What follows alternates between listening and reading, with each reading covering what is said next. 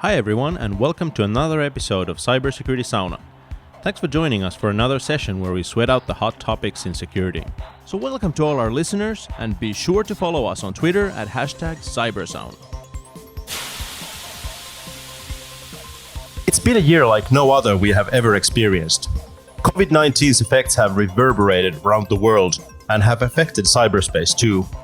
What has the impact been on malware, phishing, and other online threats? How have cyber attackers adapted to the new normal? What has been happening in the cyber threats when we were all preoccupied with the pandemic? Let's get down to discussing the threat landscape so far this year with Christine Beherasco and Calvin Gann, both of F-Secure's Tactical Defense Unit. Welcome, guys. Thank you, Yanni, for having us here. Happy to be here. So, I'm sure COVID-19 will feature prominently in this discussion, but while we were looking at the COVID situation in the news, and that was like all the news all the time, what did we miss in the threat landscape? I think one of the things that we really missed out or not really highlighted a lot is about the whole ransomware, where organizations are getting breached with all these infections. While everyone is talking about COVID-19 and how it's affecting all the remote workforce, what we also are seeing at the moment is how ransomware is affecting organizations. We have bigger ransomware group cartels now forming, targeting organizations, building up their resources, and then making much more solid attack grounds. And basically, it's a modernized APT, if you want to call it. Okay, so while we were looking at the real world outbreak, there was another outbreak happening in the cyberspace. In a way, yes, yeah. So we have seen companies coming out saying that they are breached by ransomware, and we have also seen some companies caving into demands of this ransom as well.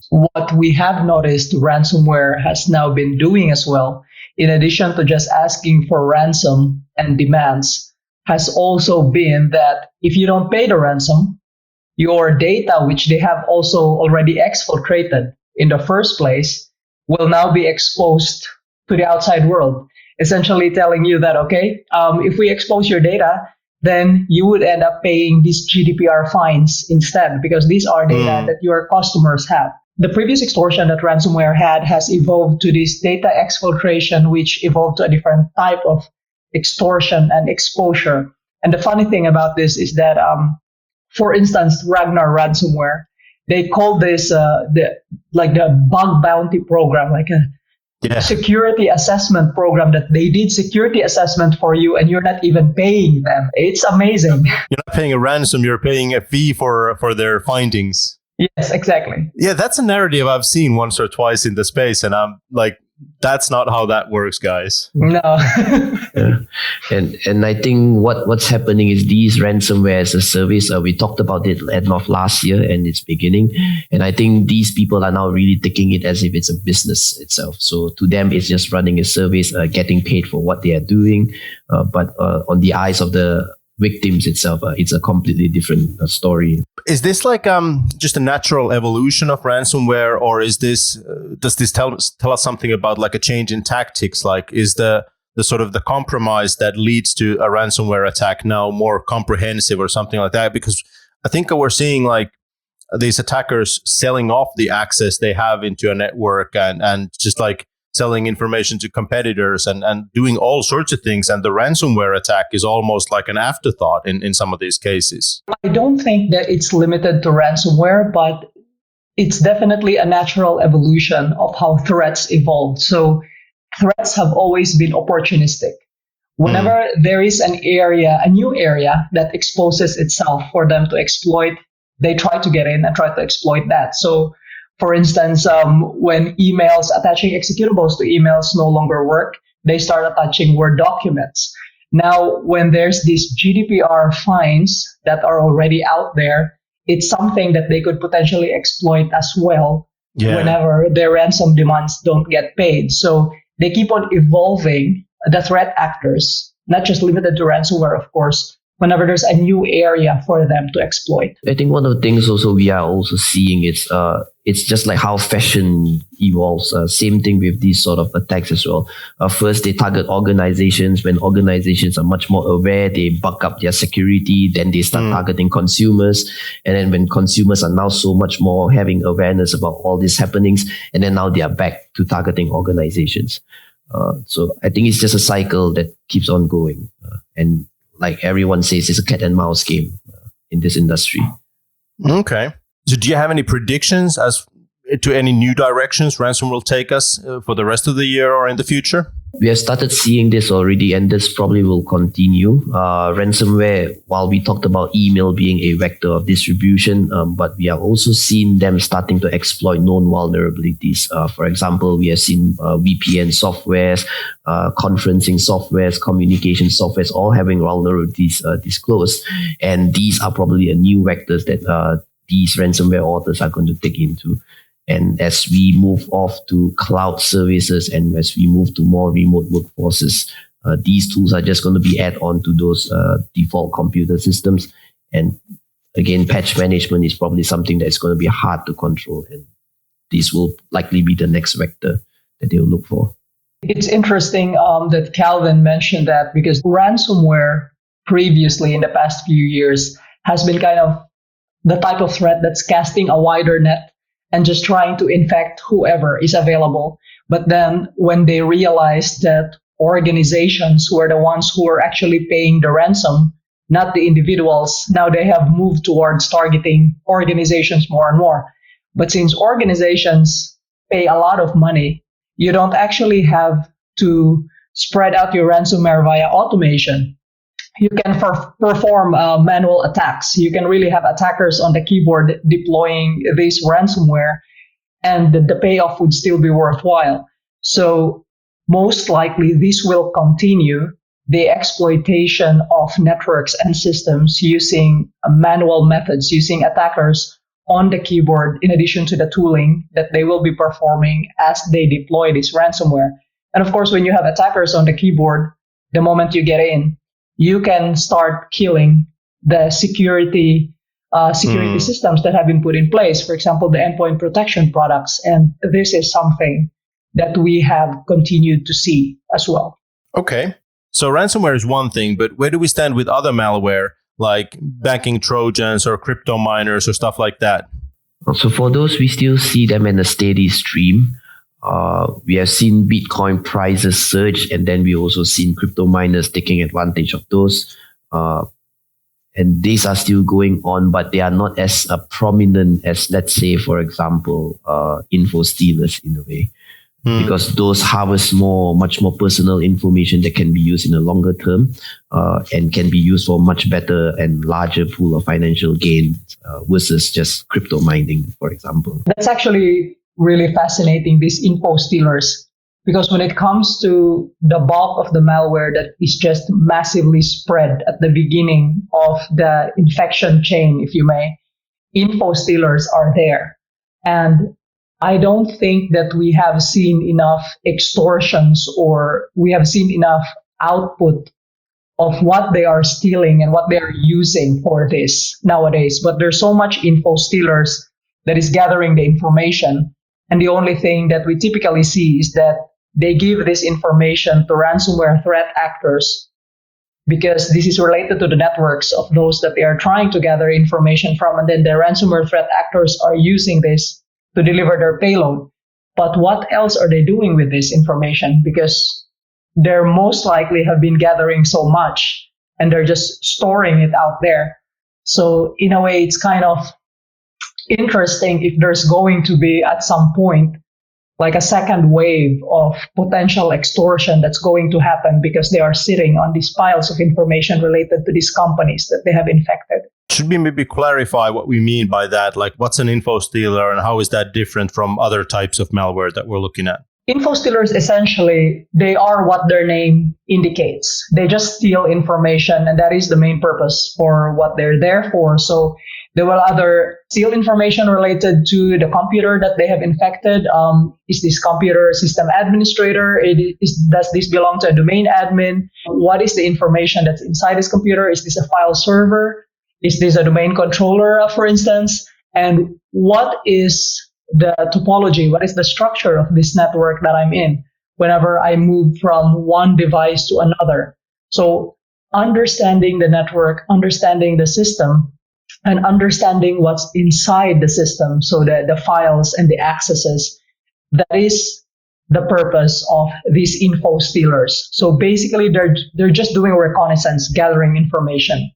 Yeah, and that happens like automatically after I get compromised. Not necessarily. So the compromise, for instance, if you talk about Emotet, it's really just about penetrating into the networks and the systems, and then the malware stays there.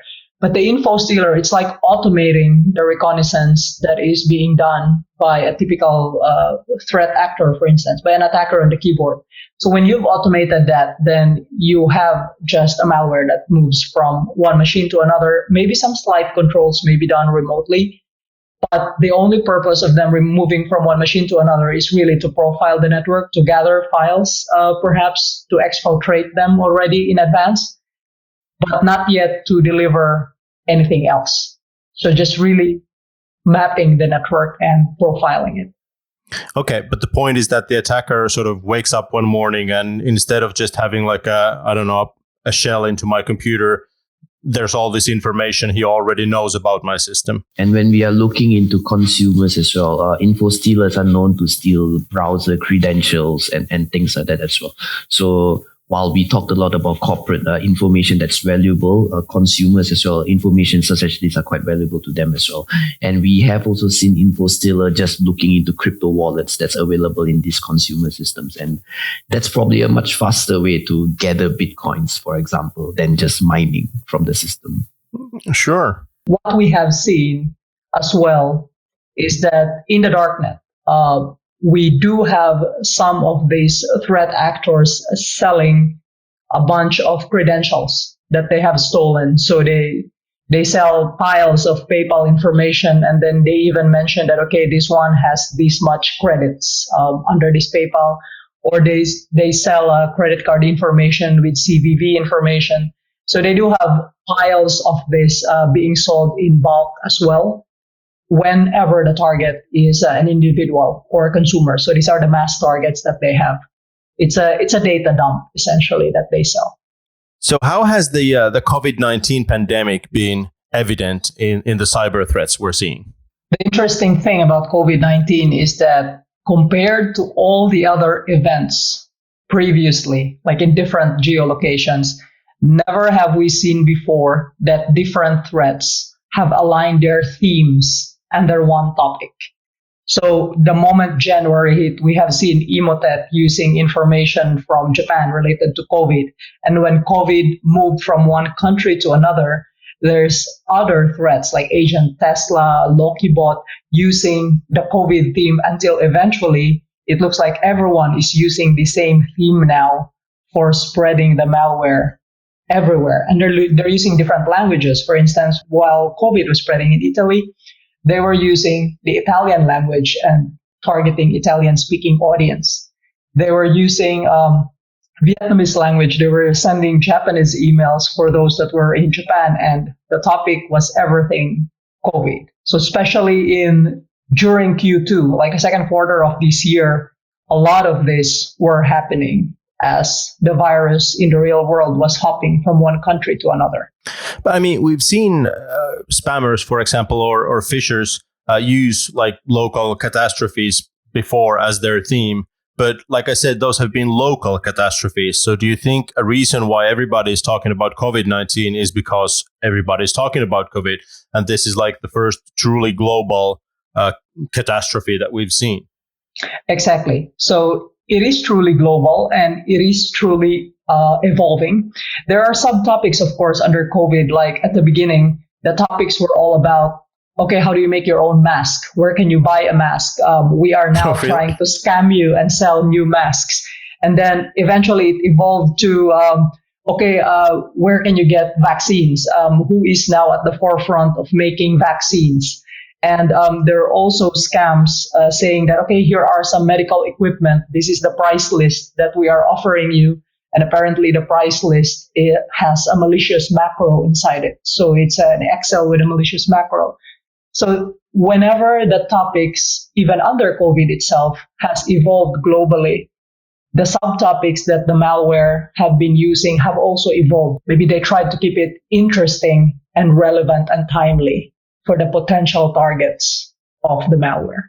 And I'd like to add on also, while the topics are evolving based on the current news, but one thing for sure that the authors or the malware authors are still doing is to make topics that are really relatable to end users. So we still see shipping related mal spam, but just with the theme of shipping thermometers to you and for example. So these are still the same lure in a way. So wait, we've gone from like, here's an Amazon package of whatever arriving to you. We've gone to like, here's an Amazon packet of masks arriving to you. Yes, exactly. I mean, it's true. There are even times that it's saying that, okay, an Amazon package is arriving, but due to quarantine measures in your community, it's going to be late. Oh, come on. So it's still related to COVID, but still relevant to what the potential target of the message may be doing. Oh, that's nice. That's interesting. All right. So we're talking about email now. How big is email as a distribution vector? Well, we have noticed an increase for sure compared to end of last year versus this year itself. We have seen a few notch of percentage here and there, but it's likely attributed towards how successful email as a vector is. Email is still having a huge success rate of infecting the system. This is probably because email is easy. I mean, if you're the type of attacker who just wants to try this thing out in case it works, does it stick?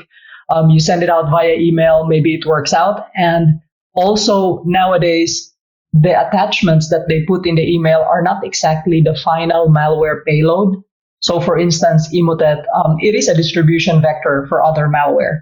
So the only point of installing that really is that so that other malware can then be distributed on top of that. So they try to like spread it out so that they can cover as large a ground as possible. And then they sell that ground, like they sell that land, if you may, that they have amassed into whoever would like to install something on top of it. So it's not very targeted at the beginning, but it gives them more opportunities to open up to other threat actors what they have to offer. So these attackers are really thinking in terms of like install base, like here are all my customers. Would somebody like to hit these guys with something? Yes, exactly. And that's also quite fascinating, actually, because I don't think they planned this at the beginning. Emotet, for instance, is started as a banking Trojan and then spreading via emails, of course, for at least I think it was 3 years. And then after that, it looks like they realized that they have amassed such a large user base that they changed. They weren't a banking Trojan anymore. They started to sell that user base to distribute other malware. And other malware did come and start distributing through the space that they have already acquired. But this has the worrying implication that, if I'm a CISO defending an organization and my organization gets hit by something that looks like run-of-the-mill ransomware, for example, like that could just be the tip of the iceberg. Like, I don't know what's happening underneath. Like maybe these guys just dropped the ransomware, but also sold off the access to whoever, like anything from APT groups to criminals. That is entirely possible. For instance, I'll use the Emotet once again as an example. The moment Emotet is in, the next malware that it typically installs is an info stealer.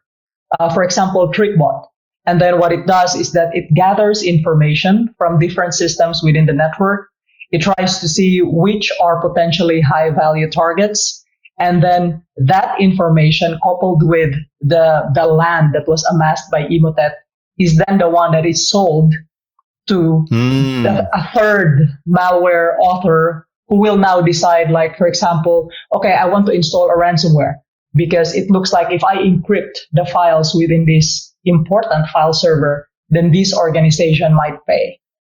So it's not only one malware anymore that they install. They can install several ones, and then when they amass that information, maybe indeed ransomware is only the tip of the iceberg. Maybe afterwards there's some extortion that's going to happen. So the organization cannot be certain at all. Putting it easy, basically, malware like Emotet is offering rental as a service. So they have all the tools needed. They just rent it to whoever that wants it, and they just performs whatever that's needed.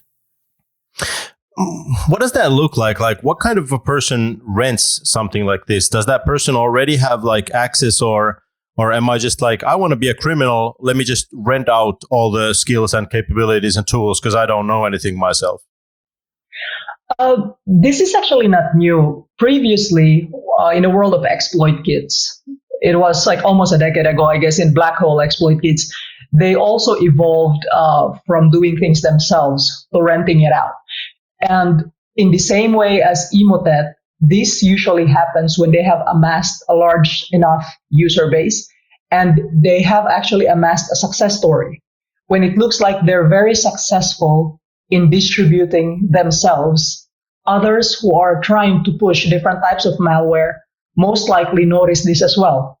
Plus, of course, in the cybersecurity community, we do write blog posts about this, that this is like a very popular malware now and it's very successful. And then the other bad guys would most likely notice and say like, hey, why don't I just partner up with this guy? Why do I need to worry about my distribution when I can just focus on developing my payload to the best of my ability? That makes sense. I do want to get back to the COVID emails a little bit because I'm seeing people all around me getting like sick and tired of always everything being about COVID and like COVID news. They just switch the channel and stuff like that. So is that happening in these spam emails that they're becoming less effective because people are, I mean, you talked about how they're about COVID while not being about COVID. So is that the trend that we're seeing and we think is going to continue? I think it's happening. I think people just grow fatigue out of this already with the COVID-19 topic. So we have also seen some malwares now going back to their usual Amazon shipping, DHL shipping teams around. But at the same time, we are also seeing malware authors following trends and trendy topics at the moment. So for example, in June, we have seen Black Lives Matter related spam emails that comes with malware attachment. So what we come out of this is basically these guys are quite fast in adapting to new topics. And when something just doesn't work anymore, they just switch immediately to something else. Yeah. All right. So how about the switch to remote work for companies around the world? What are some of the things we saw threat actors doing to take advantage of that situation? For one, Office 365 has been quite popular topic itself, at least on the phishing front. As most companies now switch to all these cloud softwares, they are getting lesser on-prem software. So phishing pages have been updated to quite realistic looking ones as well. We have seen Microsoft telling people and warning people that their Azure login page has been spoofed as well in phishing emails. We have seen Office 365 quarantine email notification being spoofed. So again, when remote workforce are at home, and when they are starting to onboard more of these new toolings on their systems, we see attackers targeting all these new attack vectors, either through softwares or through these type of different phishing emails. Remote workforce means more firewall ports that needs to be opened. And one of those external reports actually mentioned an increase in RDP attacks. And this is basically quite common because remote desktop protocol is something that's enabled for some IT personnel to access remote work systems in this sense. So we have also seen increase in this sort of area as an attack vector, and that also has been proven with those external studies as well. Okay. Is there any chance that this move to remote work has made people more assume more responsibility of their own security? And sort of that in the end, it will make us remote workers more resilient? There is some chance.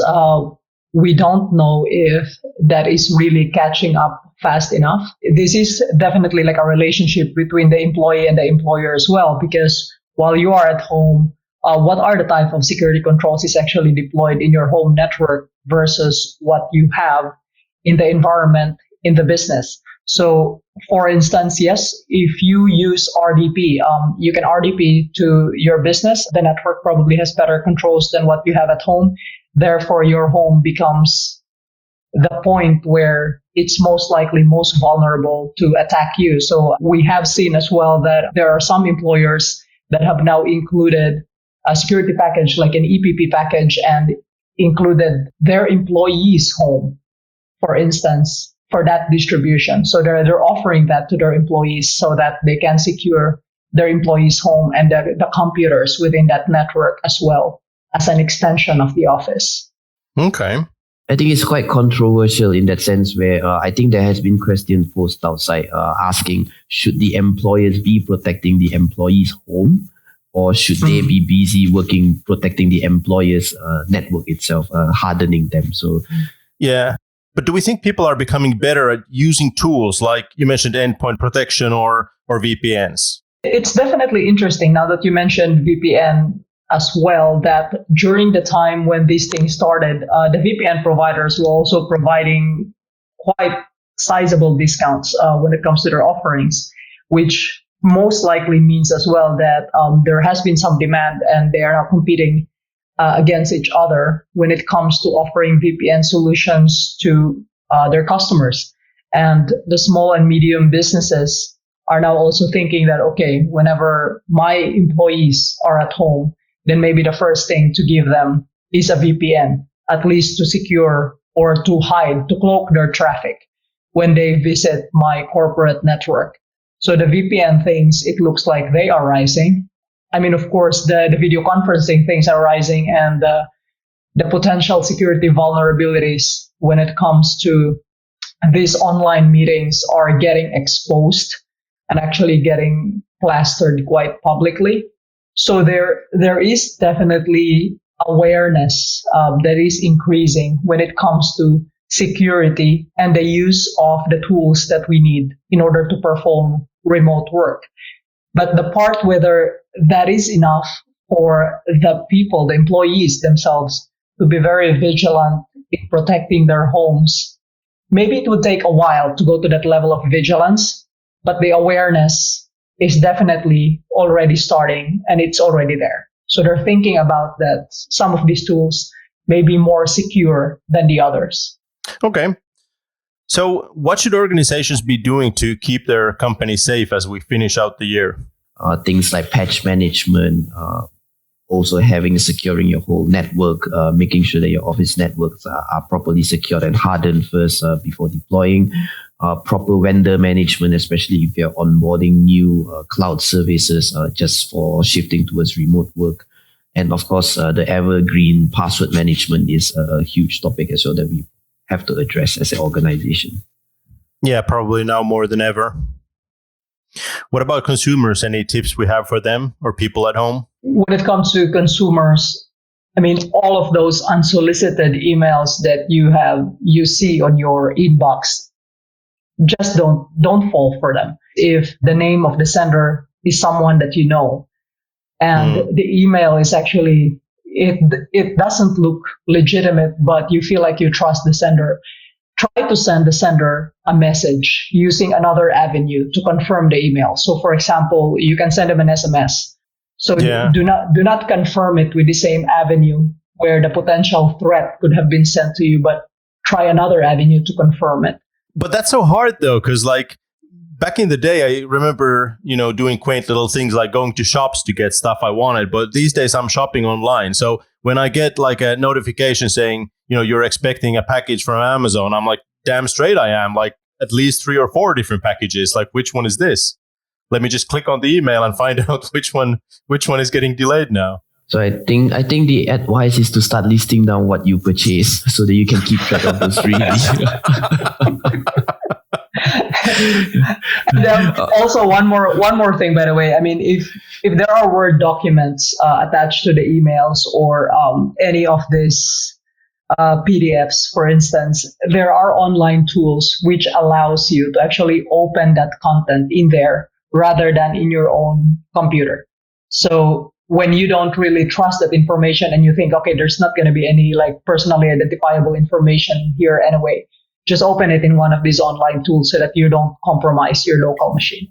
Right. Yep. And I think speaking of online shopping, I'm pretty sure most of the online websites has place for you to track your order status. So those are likely the best place to track rather than waiting for hoping an email to come, while it does have legitimate source as well. But the best way will probably still be back to the website where you purchase it from. Right. So instead of opening that email, log on to the website and see if the information's there. Yeah, that makes sense. All right. So for more details about the threats we've seen in the first half of the year, please check out our report, Attack Landscape H1 2020. Thanks for being on the show, guys, Christine and Calvin. Thanks for having us again. Yeah. That was our show for today. I hope you enjoyed it. Make sure you subscribe to the podcast, and you can reach us with questions and comments on Twitter through F-Secure with the hashtag Cybersauna. Thanks for listening.